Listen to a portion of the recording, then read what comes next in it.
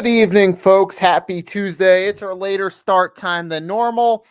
This time ago, it's going to be the audio for this week, but we're here. Nikki Stees, my co-host Agent Warrior, for Week 13 NFL Pick'ems. I'm going to be doing this while eyeing the Sixers game, which is not going too pleasantly for my team right now, as they're getting destroyed by rebounds. And Anthony Blackhead, whatever his name is, he had a phenomenal second quarter. Cole Anthony, but yep, without further ado, we're back. We're on a shortened week before the Thanksgiving Day games, and I'll say this: all the Thanksgiving Day games, they're going to be interesting, and we did have some interesting games last week as well. Season's greetings and happy holidays. This is your co-host of NFL Pick'ems, Agent Warrior, and I'm here with Nikki Stees. And week 12, my God, this was one of the greatest weeks we have ever seen for the first time in over a couple years. We had multiple upsets. We had overtime action. We had after hours action. We had multiple wins and expected wins. But at this time of holidays, this is the season's greetings to every single NFL fans out there. Now let's start the show off by saying this.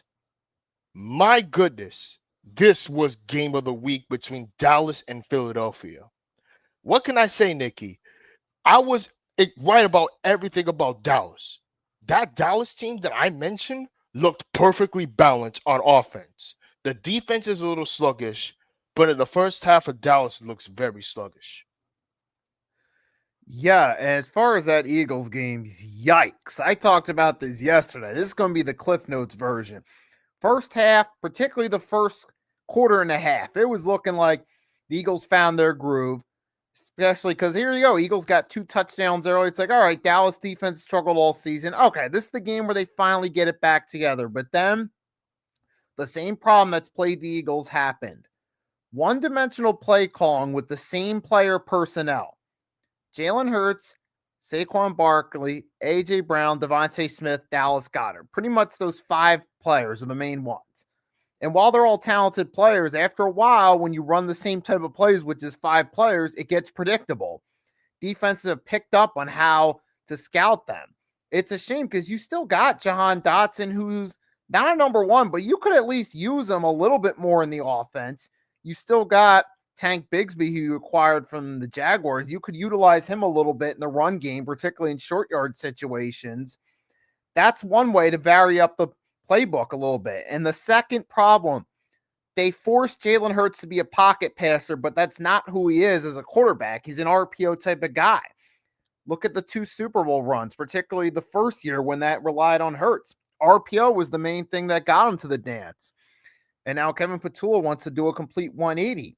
Now, to be fair, their defense did solid outside of letting Lamb and Pickens cook. They got a few 4th down stops, but after a while, the offense stalling out, there's only so much the defense can do to save you.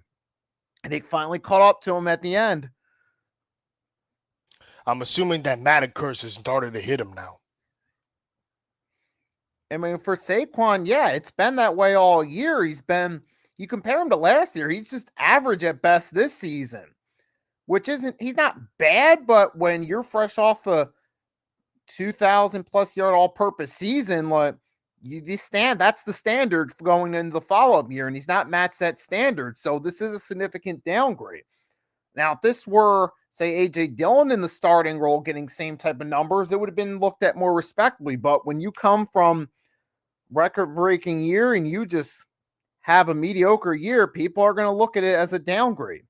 And the Madden curse in some ways has, like, even for players that aren't injured. Remember Drew Brees the year after the Super Bowl win? Didn't have the best statistical year in the world, even though he played. Odell Beckham Jr., Patrick Mahomes, he lived up to that Madden hype, I'm assuming.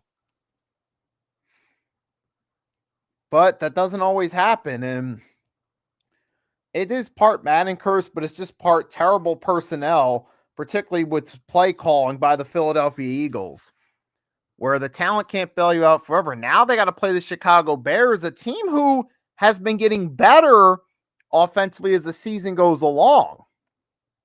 That's a bit of a And I kid you not, that Eagles offense I mentioned, you should have fired Kevin Patullo a long time ago, ever since that Thursday night football game against the Giants. Speaking of the Giants, yes, ladies and gentlemen, the New York Giants are the first NFL team to be eliminated from the playoff contention. I'm going to put it this way and say that they potentially ruined a power hungry Abdul Carter as soon as Shane Bowen forgot how to defend. And thank goodness for Mike Kafka stepping in and say, you know what, Shane Bowen, you're fired. Hit the back door. And they done that. And they say, you know what, we're gonna have to find a new defensive coordinator by the offseason. Let's just roll with the linebacker as our interim defensive head coach to see what we can do. As for Mike Kafka, he has been very solid. Did you see that play with Jameis Winston, by the way, against the Lions? yeah, That the was touchdown amazing. pass That or catch, I have should you ever say.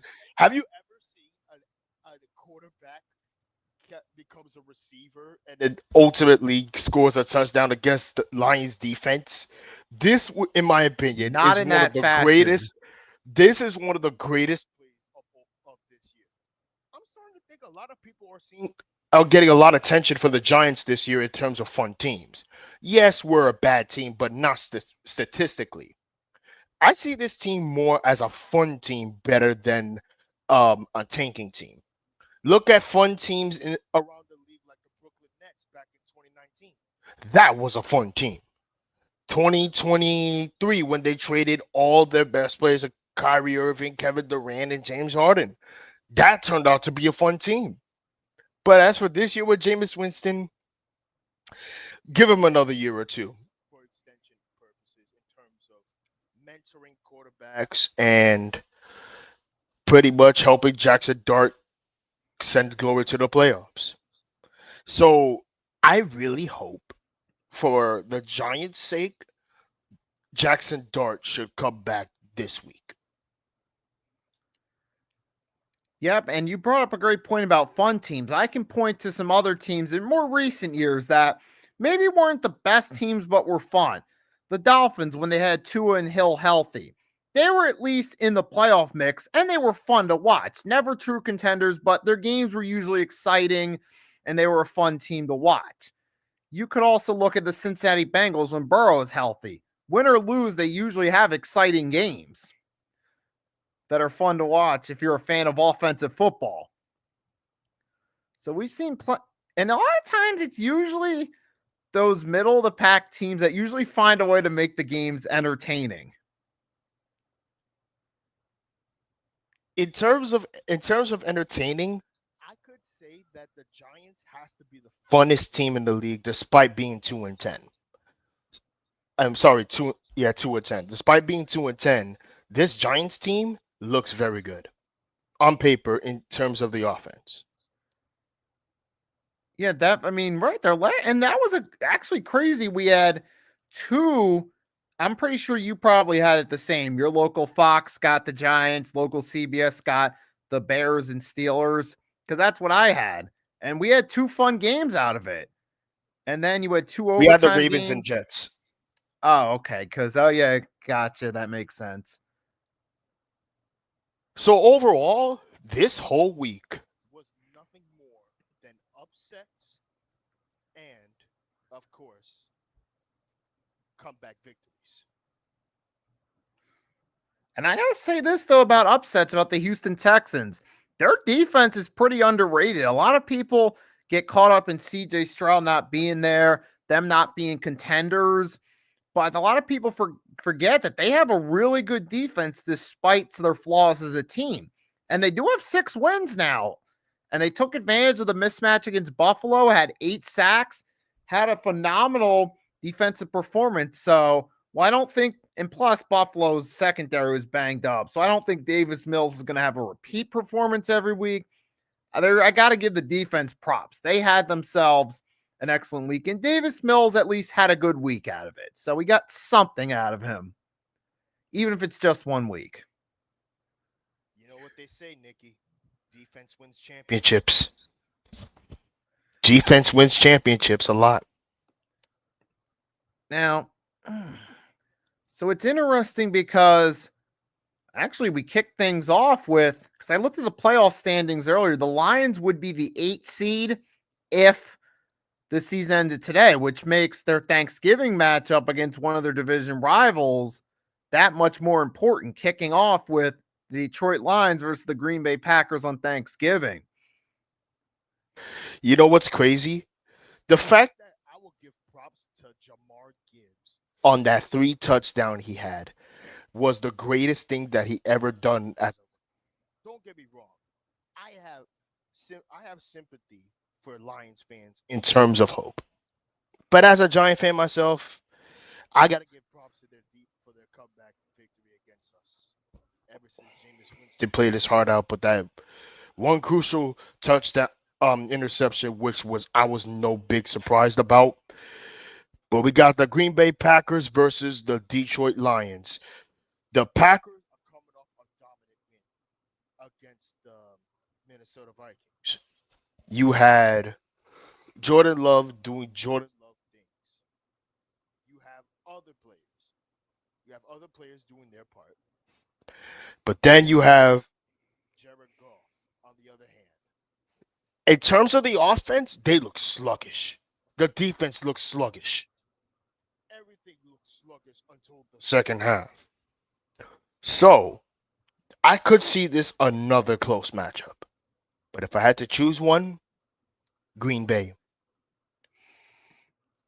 Yeah, I mean, and remember week 1, the Packers defense did a really good job shutting down the Detroit Lions, and their offense hasn't always been the same this year without Ben Johnson. And we saw against the Giants, to their credit, I mean, their offense showed up, but they kind of struggle on the defensive side of the ball. I would not be surprised if the Packers could win this game. But I also got to wonder with the Packers.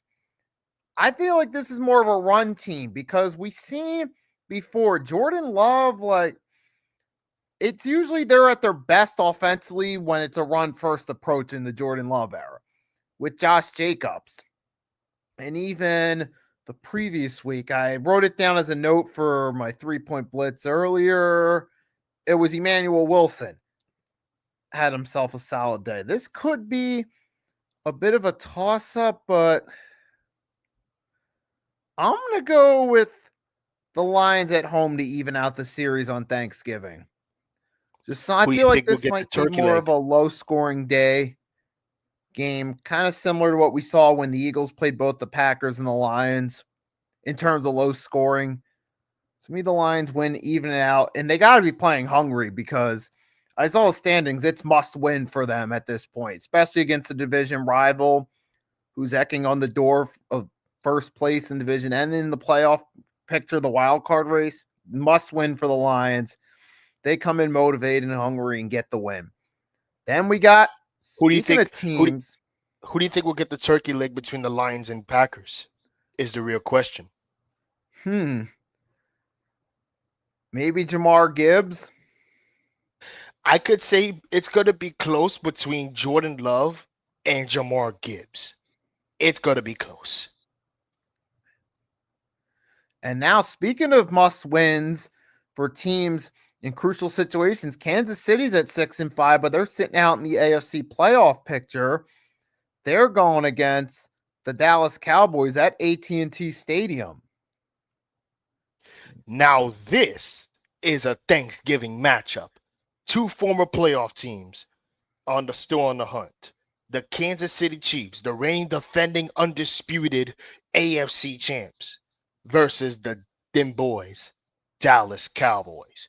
Dak Prescott was coming off a very impressive victory against the Philadelphia Eagles. Kansas City Chiefs was coming off the same situation as the Colts. But I will say this. Dallas, I mentioned this last week. Their offense has a better advantage, but this could be a shootout between Patrick Mahomes and Dak Prescott. Yes, you have Travis Kelce. Yes, you have Rashid Rice. You still got Isaiah Pacheco. But it's they still got George Pickens. Who's going to stop George Pickens? No one. George Pickens might outplay the Kansas City secondary. So, if I had to choose one, it's going to be another toss-up. Give me Dallas over Kansas City in overtime. Bold take, Dallas Cowboys will win in overtime. This is gonna be a good matchup right here. In the Dallas Cowboys, they've really, their offensive side of the ball has been excellent. It's going to be a matchup mainly of the Cowboys offense. How can Kansas City's defense hold up? And on the flip side, is Patrick Mahomes going to be good enough against that Dallas Cowboys defense? Can Kareem Hunt have another Kareem Hunt type day like he did in their win against Indianapolis? It's going to come down to those. Really, it's going to be a battle of the two offenses in this case. So I predict a high-scoring game. But in this one, with Patrick Mahomes back against the wall after a big win, I feel like you can't bet against them. Kansas City's going to get the win in a high-scoring game, and it'll play out similar to the Cowboys-Panthers or the Cowboys-Giants. Well, similar to the Cowboys-Panthers more so, where it's close but no cigars. I get Kansas City winning this game on the road. And the turkey leg will definitely go to Patrick Mahomes or Dak Prescott. In that case, Patrick Mahomes for sure. Now, we got one more Thanksgiving game. It's going to be a division rivalry game, the AFC North, the Baltimore Ravens hosting the Cincinnati Bengals with Joe Burrow's return expected. Oh boy. Now this is a must-win for Cincinnati. The Bengals versus the Ravens. The Cat team versus the Bird team. The AFC North showdown between those two. Now, Cincinnati was coming off a tough loss against New England because their defense with Christian Gonzalez is officially elite. Joe Burrow now coming back, I could see this as a high-scoring game. But in terms of that, who will get the final turkey leg of this Thanksgiving? I'm sorry to say it, but Baltimore's winning it. Lamar Jackson will get the turkey leg. The final turkey leg, that is. As far as the turkey leg part, I'm on board. It's going to be Lamar Jackson in this one. And now the Cincinnati Bengals with Joe Burrow back, their offense gets a much-needed dynamic in the but this defense is still a historically worse defense.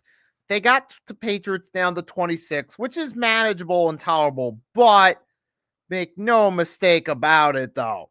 This Bengals defense is still atrocious, and we've seen in recent weeks the Ravens, now that they're healthy, even though, okay, they didn't have the greatest performance against the Jets, but since Lamar's return, they've instantly played better. We saw against the Texans, who, as we said earlier, are a pretty underrated defense. They had a good game there.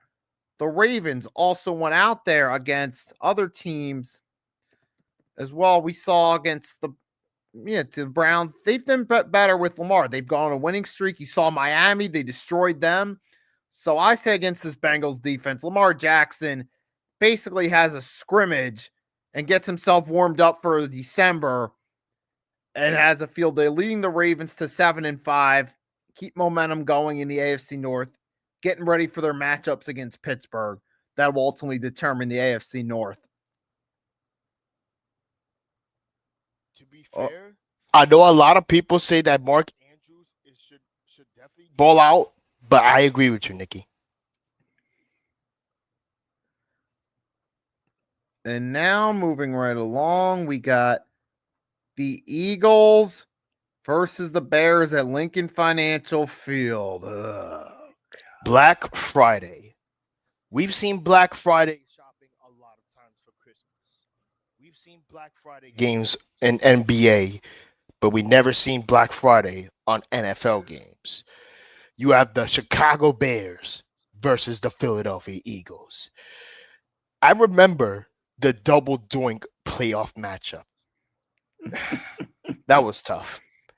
But this is a completely different team. You have Caleb Williams versus Jalen Hurts. You have Devontae Smith versus Roma Dunze. You got the Devontae.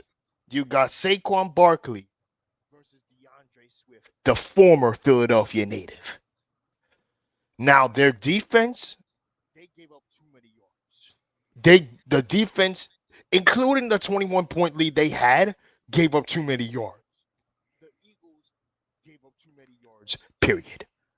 The offense looked very sluggish. Saquon kept fumbling the ball. The offense kept struggling, and especially the special teams. The special teams struggled majorly.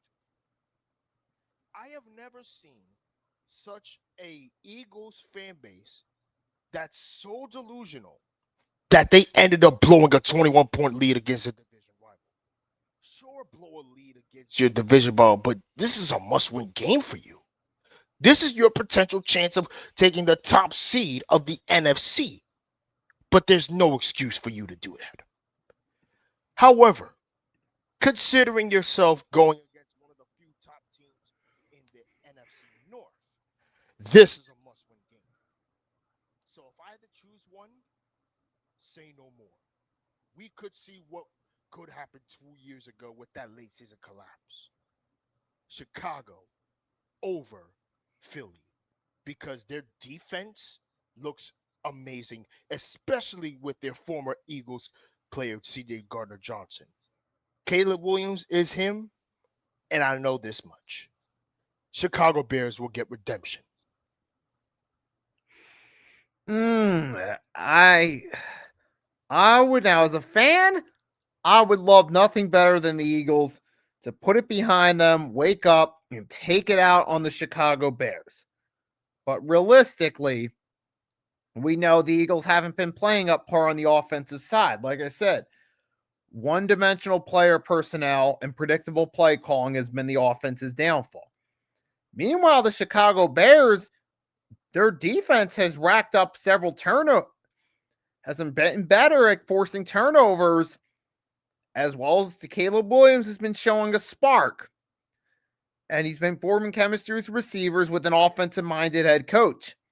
So the Chicago Bears are getting hot at the right time, while the Philadelphia Eagles are kind of stalling out. They'll probably still win the NFC East, but against the Chicago Bears, this is not a favorable matchup.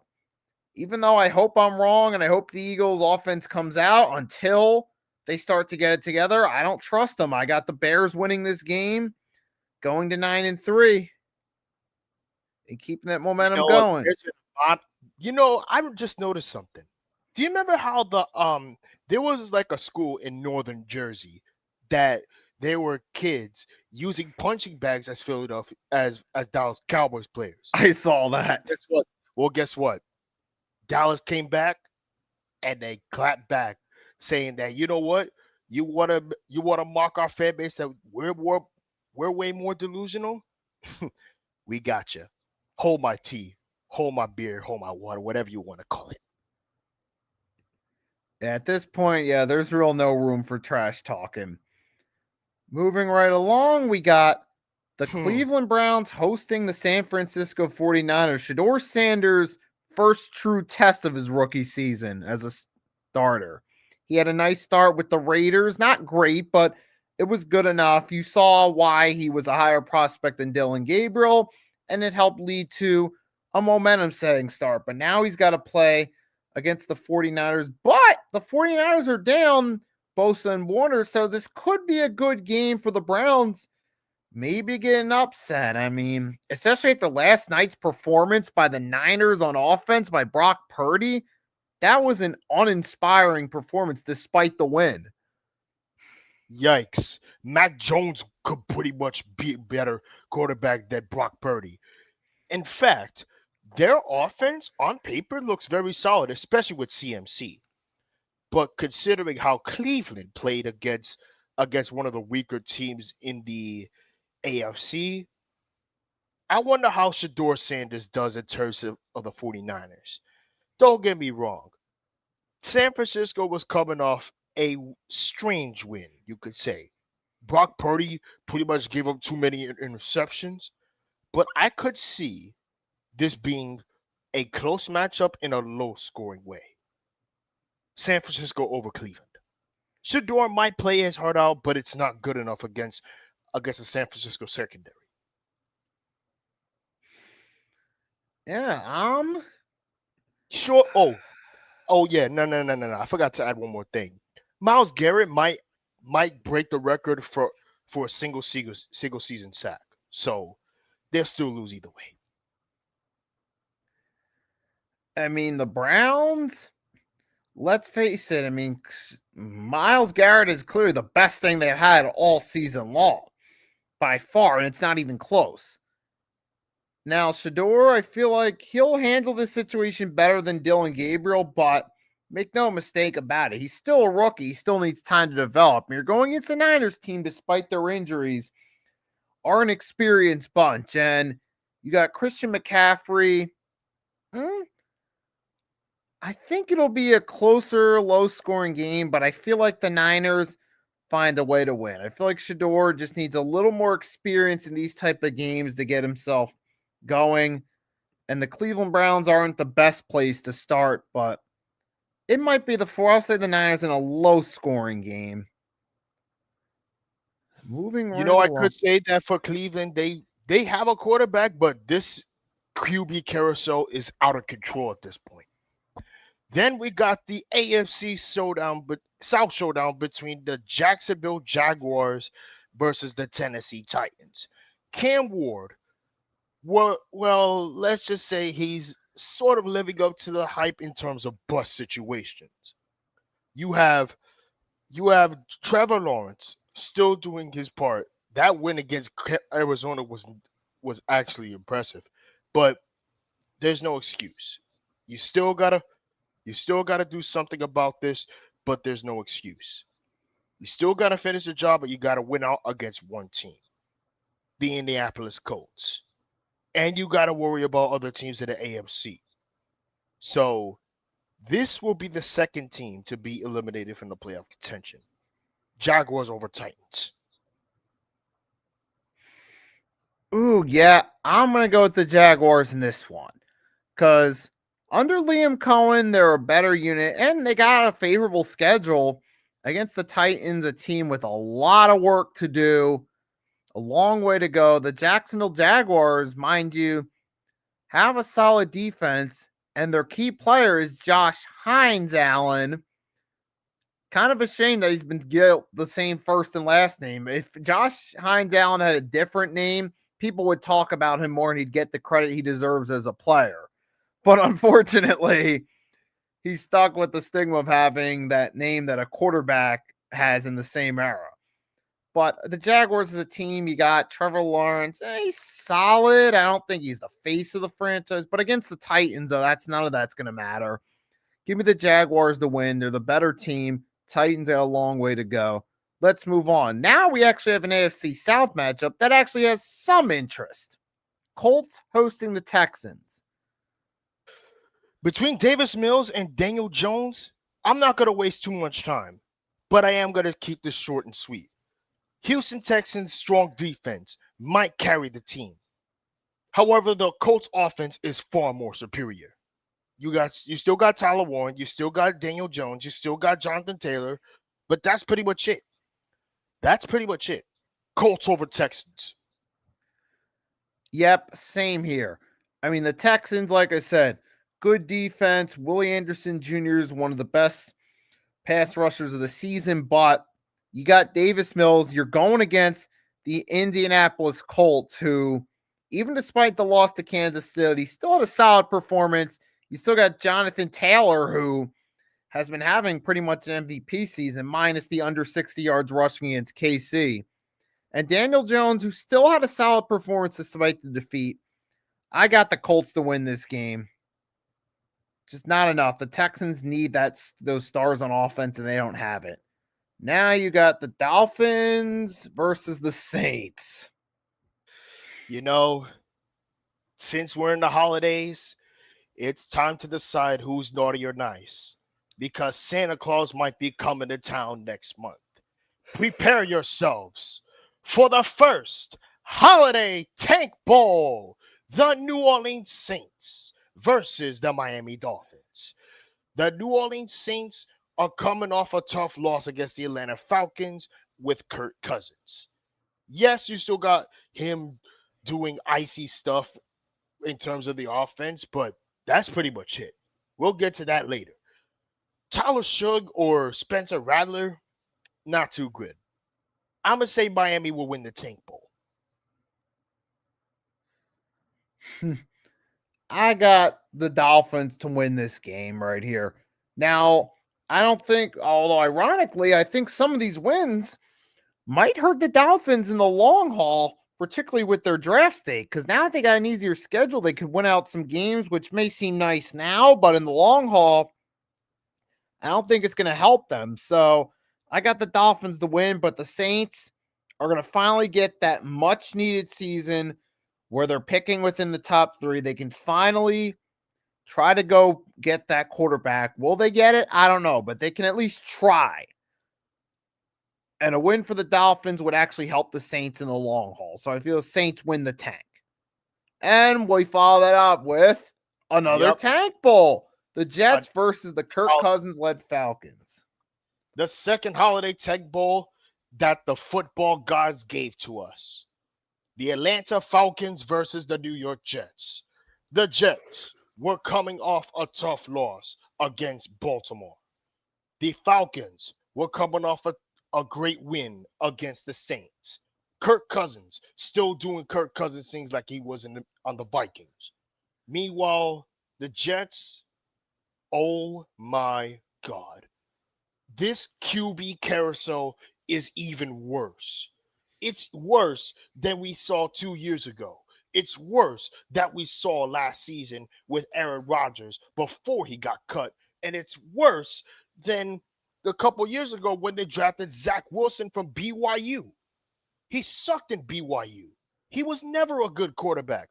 They should have tanked for Trevor Lawrence instead of just missing out on Joe Burrow or Jamar Chase or what's Tua Tagovailoa.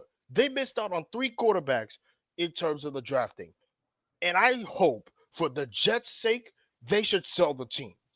I'm tired of these Jet fans being so naive against their AFC East division rivals. Just get over the fact that you cannot beat Buffalo. You cannot beat New England. And you sure as hell cannot beat Miami. So, get over it. You're not going to the playoffs anytime soon. This might be your 15th year not making it to the playoffs for the first time since 2010. So say no more. Falcons over Jets. Kirk Cousins will overpower them. Yeah. I mean, the Jets this season's a lost clause. They failed to do what they should have done during the offseason. Get a long-term quarterback. Instead, they took the bait on Justin Fields' potential, and I think now this is the year people finally realize it was just all flashes in between with some highlight reel plays. Because now the Jets are stuck at 2-9. A veteran Tyrod Taylor, who's had too many injuries to count. And the Falcons, they'll win this game. But in the long term, I will say this. The Falcons are in the worst situation possible. You got Michael Penix, who they drafted last year, which was a questionable pick at the time with his injury history in college. Now he gets some major injuries out for the season. Now you're stuck with Kirk Cousins, who will be going on 38 soon, with a lot of long-term doubts about your future. So even if you win this game and Cousins destroys whatever's left of that Jets defense, it actually helps the Jets more in the long term because it keeps them closer to the number 1 pick. And for the Falcons, it just continues the cycle of a lot of long-term uncertainty. And this FYI, before we move on, this is literally the same mistake you made back when Ryan Fitzpatrick was on the team. Anyways, now that's officially out of the way, let's get on to the next game, shall we? We got the Arizona Cardinals versus the Tampa Bay Buccaneers. Arizona, well, they almost had it. They almost had it against the Jaguars. But coming up against against an NFC South tank division winner, basically, because every other NFC South team is weak at this point. But I could see Carolina coming back from this. Arizona over Tampa. You know what? I'm going to think about it because Baker Mayfield sprained his left shoulder. And remember his last season with the Browns. This is very similar to what played out. He injured his non-throwing shoulder, but it clearly messed up his throwing mechanic. The Browns kept playing him anyway, and it ultimately hurt their season in the long haul. And I could see the Cardinals winning this. I think, especially after the way the Bucs lost to the Rams. I get it. The Rams are the best team in the NFC currently, but the way they lost, getting completely obliterated, I got the Bucs as that collapsing team of the season that starts off hot and does a complete 180 downward second half of the season. I'll take the Cardinals in the upset. And speak ironic, next game it's NFC West versus NFC South again. In fact, to be honest with you, before we get even further, I could ultimately see two teams having late season collapses: the Philadelphia Eagles and the New England and Tampa Bay Buccaneers. Next up, Los Angeles Rams versus the Carolina Panthers. Bryce Young he did pretty solid, but they squandered multiple opportunities last night, as far as I'm concerned. But considering you're going up against one of the top defenses in the league, no. Matt Stafford doing Matt Stafford things, but T Mac is still a great wide receiver for the Panthers. They still got a bright future, but I'm gonna say give Bryce Young some help a little bit more. So Rams over Panthers. Oh boy. This is the worst thing that could happen to the Panthers, but being in the NFC South at this time of year could also be the best thing that happened for them. But in this game, the Rams annihilate the Panthers and continue to prove and continue their grip on the NFC and build more momentum heading to the playoffs. The Rams are looking like they might be contenders in the NFC, even with Matthew Stafford getting closer to 40. They just have such an excellent team on both sides of the ball that they could this could be the perfect momentum setter to just keep that momentum going, get to 10 wins on the season. And for the Panthers, well, I don't think it's going to go too well for them this week. We could see the Rams winning the NFC, becoming Super Bowl contenders like they did 3 years ago when the Dodgers won the World Series. We could also see a great outcome to this too. Yep, and then we're moved. All right. So next up, we have the Minnesota Vikings versus the Seattle Seahawks. Oh boy, I really don't know what to say about JJ McCarthy at this point. I don't even know why they even drafted him at the first place. They should have waited like next year or two for like Arch Manning or Fernando Mendoza or flipping what's that quarterback's name? Ty Simpson. They should have waited for Ty Simpson. They should have waited for Fernando Mendoza, and they could have waited for Justin Sand from Ohio State, and they could have waited for other quarterbacks. Seattle, let's say that JSN is still becoming the best receiver on the team, replacing DK Metcalf. Sam Darnold, he's coming off a great win against the Titans. I don't even know why the Titans even what should be the first team eliminated from the playoff contention. It should be the Titans and the Giants eliminated. But say no more. Seattle over Minnesota because Sam Darnold should have the slight advantage over Max. Yep. And there's another key element to this, the revenge game for Sam Darnold. The Vikings, looking at it from the perspective of McCarthy's younger, they felt like he had more potential for the future. And now they're like, so for Darnold, there's some motivation here to get back at the Vikings to prove they made a mistake by sticking with JJ McCarthy, which has already been evident, but this game could just rub salt in the wound and could help build momentum for the Seahawks going into the playoffs, because the Vikings, while their defense has been solid at times, it's gotten to the point where I feel like their offense is so bad that the defense is to low-key mentally conceding a little bit. Because once it gets to a point where the offense can't do anything, I feel like a lot of teams' defenses mentally concede with the mindset of what's the point of trying to help if you guys can't do anything. That might be what we're kind of seeing here with the Vikings. And with Jackson Smith, Sam Darnold, and that team, oh, give me the Seahawks to destroy the Vikings, move on, and make the Vikings regret their JJ McCarthy decision. They should have kept JJ McCarthy. They should have kept Sam Darnold before they took JJ McCarthy. And plus, I'm starting to think that JJ McCarthy is a bust. I know Michigan Wolverines are known as Big Ten juggernauts, but as for this quarterback, no. Sorry. Yeah, so definitely not in this case. And now we got an interesting game. Bills versus Steelers. You know what's crazy? A lot of people, including myself, want the Bills to win the division. But in terms of surprising teams we talked about weeks ago, the Patriots have their number.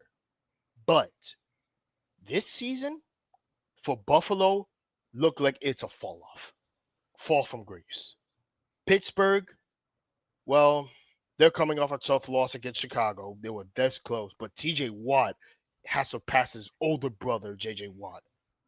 But considering how Aaron Rodgers plays out in terms of Josh Allen, we've seen this time and time again with especially what happened 2 years ago in the playoffs. But considering this, I could see a close game. But the winner of this, Buffalo should bounce back if the Steelers defense doesn't let them allow more yards. I think the Bills. I mean, the Steelers, it's an interesting matchup. You got on one hand, the Buffalo Bills on paper are the far better team, hence why 87% of people pick them. But after an embarrassing performance against the Houston Texans and seeing their secondary get exposed, they've had 3 bad weeks, because even in the win against Tampa, it was a high-scoring game. Their defense didn't really help. And the first upset in those 2 out of 3 games where they had upset losses was against Miami, who did a good job against their secondary. I think the Steelers, maybe in this case, DK Metcalf ends up having a solid game. Not to mention, Kenneth Gainwell did pretty solid for them in the run game. And with the Buffalo Bills offensive line struggling, this might be a game where the Steelers defense rebounds and they take the upset. So if I'm going to take one upset this week, I'll go with the Steelers to beat the Bills. And don't get me wrong, Steelers are a well-run organization, but I'm hearing a lot of rumors that Mike Tomlin might be departing with the Steelers. If this is true, the Giants should go after him. Next up, we have the Las Vegas Raiders versus the Los Angeles Chargers in the AFC West showdown. Not going to waste too much time on this, but Chargers over Raiders. And they just fired their offensive coordinator who got paid a lot of money, and they decided to terminate him because their O-line really struggled. So Justin Herbert will be a far better quarterback than Geno Smith. Yeah, I'm going to stick right to it. Give me the Chargers to win this game.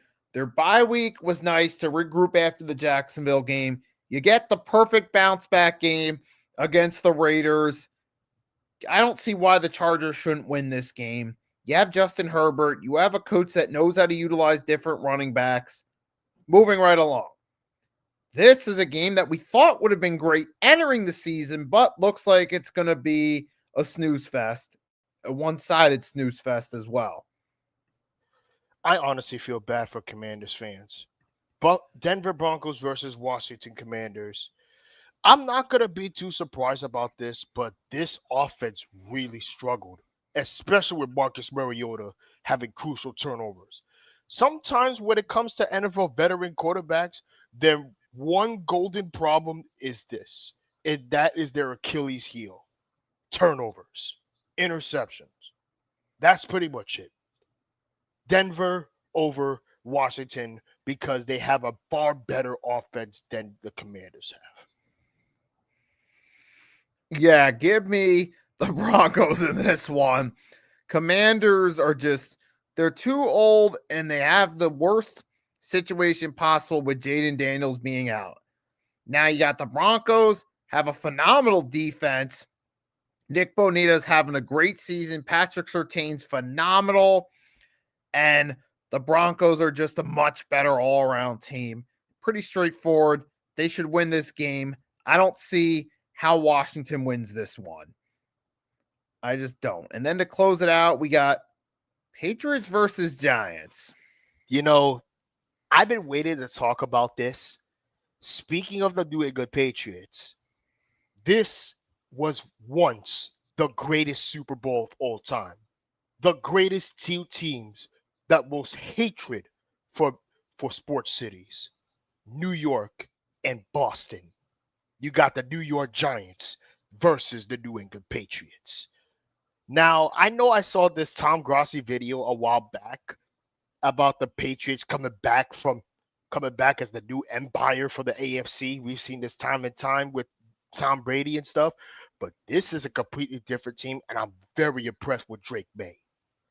Drake May is one of those quarterbacks that we've seen college QBs played phenomenal in college bowls.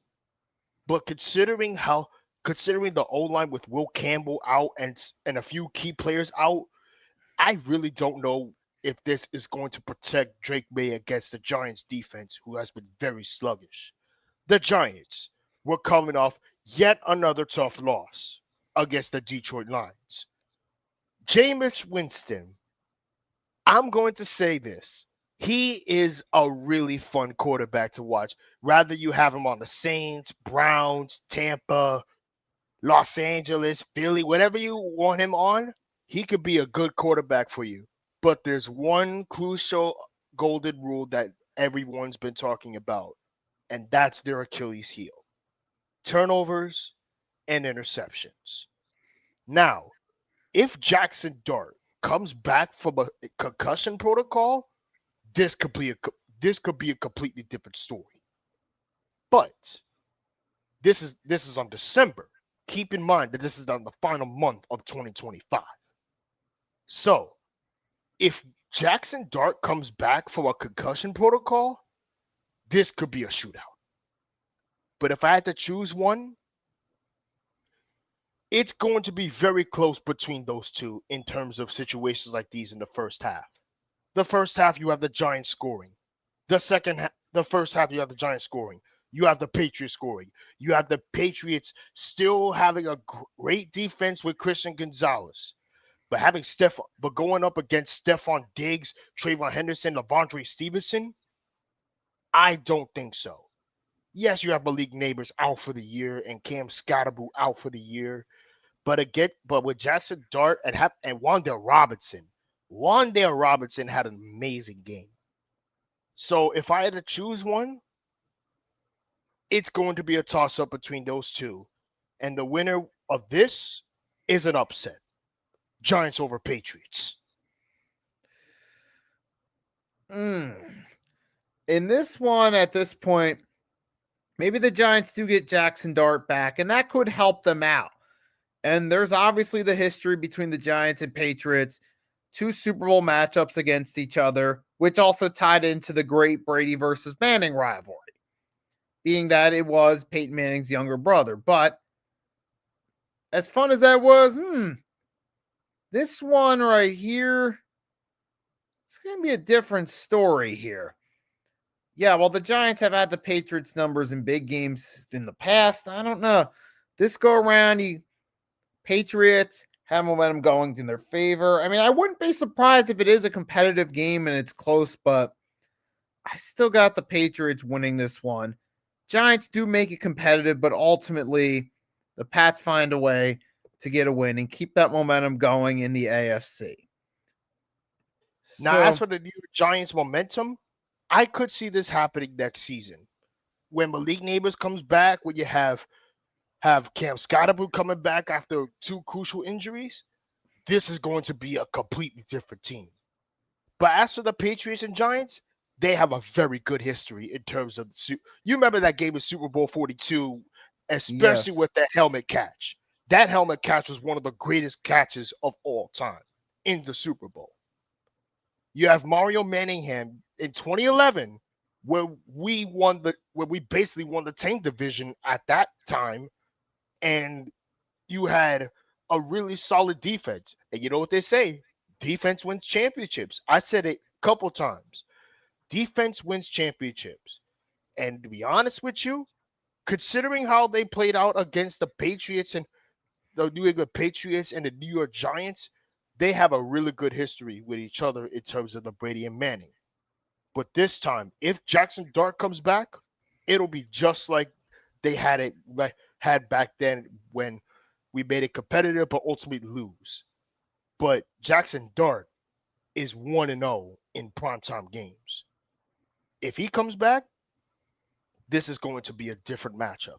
Don't forget, New England, you may have you may have owned every single AFC East team, but the one team you can't beat is the Giants. Yes, we may lose to you on Monday night on a final month in December, but we still know how to beat you very well. But don't forget, when Jackson Dart comes back, it'll be just like the old Star Wars classic between Darth Vader versus Luke Skywalker. But instead of that, you have Drake May versus Jackson Dart, aka Darth Vader. Yeah, but it's funny because he looks like Anakin Skywalker, the Facts. prequels He even before. he even loved the Star Wars movies when he was younger. It's where he got the influence from. But now, ultimately, we just gotta wait and see what happens. I feel like this week, hey, they put most of the exciting games going into it are coming early. I'm not gonna say good games because we don't know yet. You could have Lions Giants. We didn't think would be that special of a game. It ends up being one of the better games of the week. So I will say Flipping this: heck, the even most Amara St. Brown agrees that the Giants are a good team. They just had bad coaching, and that's the problem. right. So the point is, I will say this time around, the most intriguing games entering the week are the Thanksgiving and Friday game. Those four games during that stretch are the most intriguing. Sunday, this is where I hope that games, some of these games are the opposite of what we expect them to be. And you know what? I'm not going to talk too much trash about the Patriots, but to be honest with you, the Patriots this whole year so far looks like a Super Bowl contender. They could pretty much surpass pretty much every team, including the Eagles and the Kansas City Chiefs. But ultimately, I think the Kansas City Chiefs might squeeze into the playoffs if they win out. So my thing is this: the Kansas City Chiefs may have gotten themselves a really good matchup against Dallas, but ultimately we mentioned Patrick Mahomes doing Patrick Mahomes things. But my hot take is this: on Monday Night Football, Jameis, Jameis or Dart might start off like they did last week. And I'm going to say that it could be a really good matchup between those two. Yes, we could have famous Jameis, we could have Darth Vader, but whatever we could have, it's going to be really good. And I'll be getting ready for the Patriots and Giants game on Monday night. Now, as for the Friday game between the Chicago Bears and the Philadelphia Eagles, I think the Bears are a far more superior team than the Eagles.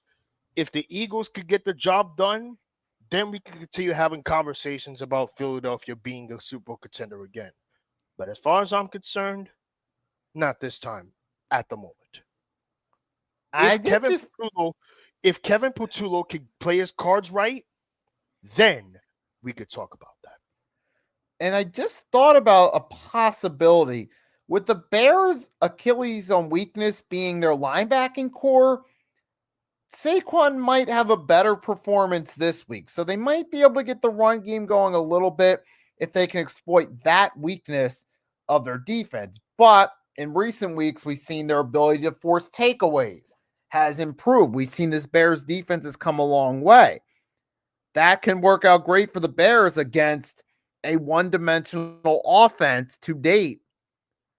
And that's why I see the Bears winning this game. Even though I hope I'm wrong and I want the Eagles to win, put it behind them, realistically, I got to face the possibility the Bears could beat us. We also mentioned earlier that the Los Angeles Rams, being one of the strongest teams in the NFC, and I mentioned this could be the same situation what they have with Los Angeles sports in terms of winning championships. We had the Dodgers winning back-to-back championships. Now, could they do the same thing like the Dodgers did in 2025? We may never know come 2026. But until then, this offense and defense looks perfectly balanced, especially with the two legendary last names, McVay and Shula. Rumor has it that Chris Shula, by the end of the season or the offseason, could be the next candidate for the Giants head coach. Now, I don't really know about that, but I want to see how that turns out. Yeah, but that's all. Hey, that's all. We'll always give us something to talk about during the offseason and speculate, but time will tell on that. Now, for this week, I'm hoping that we at least get one or two good Sunday games, even though it doesn't look great on paper. But who knows? Maybe stranger things happen. I think Steelers are possibly the upset of the week against the Bills, with their offensive line collapsing in recent weeks and their secondary struggling 3 back-to-back weeks. This might be a favorable matchup for the Steelers, who they always seem to find a way to win just enough games to have a respectable season, or at least finish in the playoff hunt, even if they don't make it. And I feel like for Buffalo, they missed out on their golden opportunity while the Patriots were down.